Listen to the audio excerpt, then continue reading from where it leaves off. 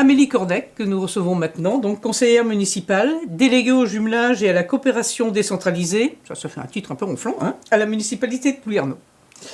Amélie, je crois que les festivités du 55e anniversaire étaient les premières grandes rencontres du jumelage allemand auquel tu as participé.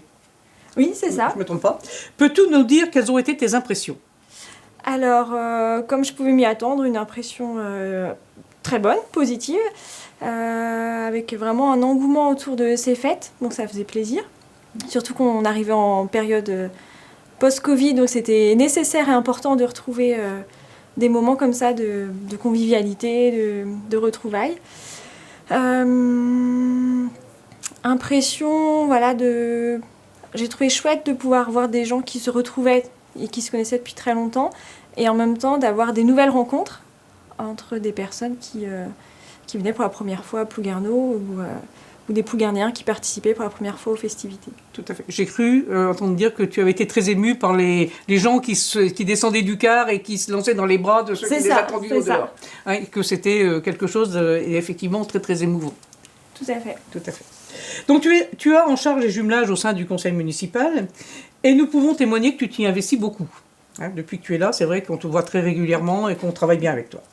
Peux-tu nous dire ce que le jumelage signifie pour toi et que penses-tu qu'il apporte à notre commune et à la construction européenne? Parce que ce sont des choses qui te sont importantes.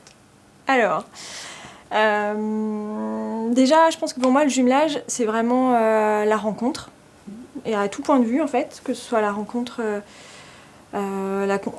entre deux cultures, la rencontre entre deux fonctionnements institutionnels, et en même temps la rencontre entre des individus, en fait.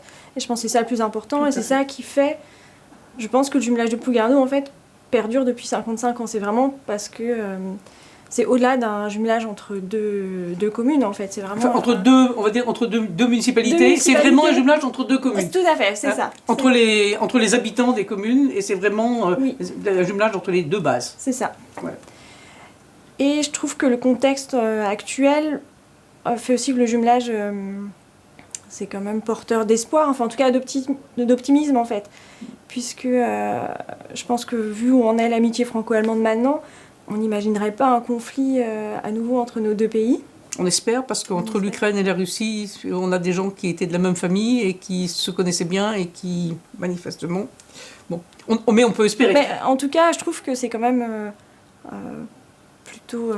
plutôt signe d'espoir, en fait. Je pense. Il sera sans doute plus difficile de monter les uns contre les autres quand on se connaît. Voilà. Et quand on a ces liens-là. Et donc le jumelage, ça traduit bien ces relations-là. Ces relations-là. Et on est là pour les favoriser, en fait. Hein. On est des passeurs au niveau du jumelage. Oui. Hein, moi, je pense que oui. Merci.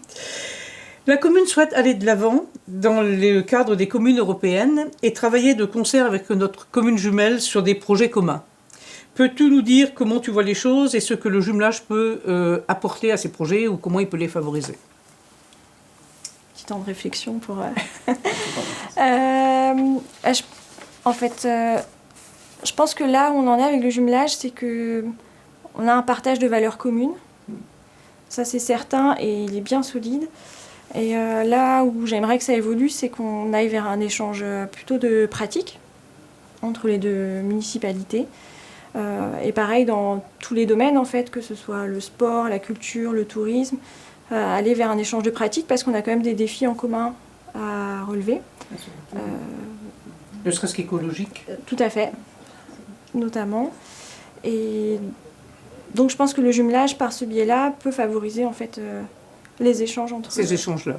Bon, c'est vrai qu'on a un nouveau maire, que vous allez pouvoir vous rencontrer. On se rencontrera en mois de juillet de toute façon, peut-être avant. Peut-être avant. Ou au moins en visio.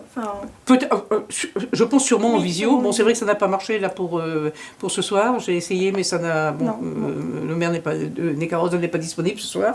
Mais c'est vrai qu'autrement, je pense que ça devrait bien se faire. Je pense qu'il est... Lui aussi, c'est un enfant du jumelage, donc quelque part très sensible à ce genre... au projet commun qu'on peut avoir, je pense. C'est ça, et je pense qu'il y a plein d'opportunités, soit des projets européens communs, soit ne serait-ce que par encourager la mobilité, en fait. Ça, c'est important, oui. Des Plouguernéens et habitants d'Edingen et Karhausen.